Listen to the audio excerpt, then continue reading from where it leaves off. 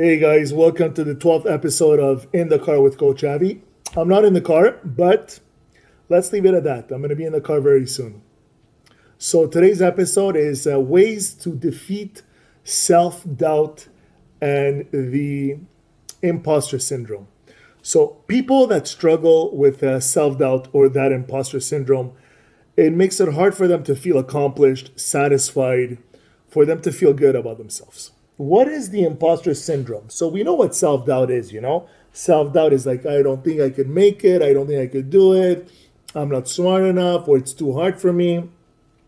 But what's the imposter syndrome? The imposter syndrome is when you're actually qualified, when you're a champion, when you have achievements, awards, and you still think you're not good enough. You have all the qualifications in the world. You have all the accreditations in the world. And when you're faced with some huge problem, huge troubleshooting project, you're like, I don't think, no, you are. That's why it's called the imposter syndrome. So how do we defeat that? And I mentioned that in a previous class. Instead of seeking validation, you have to work on self-validation, which is encouraging ourselves, acknowledging our strength, our efforts, our weaknesses, noticing and accepting our feelings, prioritizing our needs, treating ourselves with kindness, not to be too tough or too rough with oneself, which I'm extremely ruthless with myself, but some more than others, So self-validation is the act of accepting our own internal experience, thoughts, and feelings. So intrinsic over extrinsic, always. I always say, I'd rather tell myself, Avi, I'm proud of myself, than to hear it from someone else, which is still good. But the problem is when people get too used to that validation which they seek and they don't get it, they don't feel satisfied. They don't feel fulfilled. They don't feel like they accomplished. They need that extra validation to be yes. What does that lead to? Not being satisfied. Never thinking of oneself as, yes, I achieved it, no regrets. That's why self-validation is crucial and key to being happy with oneself. So here are the 4 tips. Number 1, be present and mindful. The word mindfulness, well, I'm going to talk about it in future sessions. That is very, very important. I'm doing a lot of literature, reading, researching. I know a lot of people that apply it and it works wonders. So it's observing and describing your thoughts to yourself. So how do I feel? Why do I feel this way? How am I acting? How am I reacting to it? What triggers me? So be present, be mindful, be one. Like, am I feeling happy? How am I feeling happy? I'm smiling more. I'm walking straight. I feel bigger. I feel slimmer. I'm sad. Why am I sad? This happened. So again, by being honest with ourselves, which is going to take me to step number 2, to tip number 2, engage in honest reflection without judgment.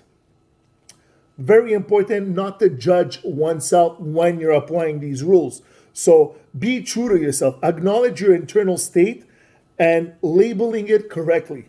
I'm sad because this happened.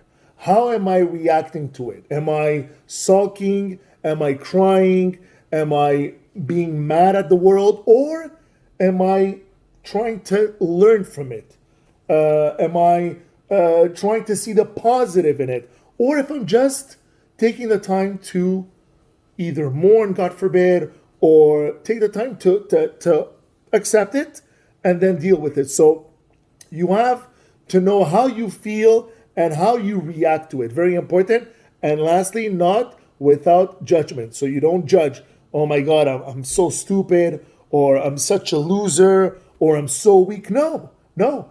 I'm sad, I'm crying, I have a reason. Never judge yourself when, again, coming to self-validation. Number 3, history. People forget their past achievements. They always remember their failures. They always remember what they regret, what they didn't do. But they don't put that much attention in what they accomplished, what they achieved, what they did, how at a certain point they were faced with such massive obstacle. And here we are, we're here again talking and we're survived. So again, the imposter syndrome is linked to this history. You studied, you're a scholar, you're an athlete, you're a professional, you have all the qualifications, all the qualities necessary. So stop doubting yourself and look back at the history, what you did and how you achieved them. So same thing, be present, be mindful, don't judge, accept how you feel. And number 3, look back how you achieved what you thought was unattainable. And last but not least, normalize your behavior. You're normal. You're not a freak. You're not going crazy. We don't need to put you in a psych home. It's normal. Accept the diverse range of emotions that you feel within yourself. We are a very complicated creation. The reason God created the world is for man and woman. So again, it's God that created us. We are created in his image. So we have to accept the whole. And I'm going to get into another topic, but that will be another episode where we're talking about the old ethic compared to the new ethic. Repressing, suppressing.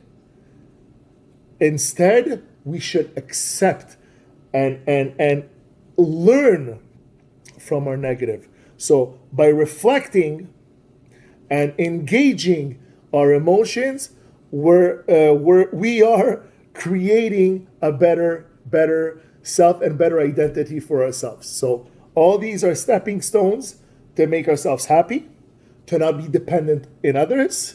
And indeed, if we do receive validation and compliments, very good. That's an extra chip, But essentially, every single person, from kids, teens, young adults, professionals, seniors, it is much, much more satisfying, much, much more fulfilling to feel it inside and to be proud of one's self. Have a great day, guys.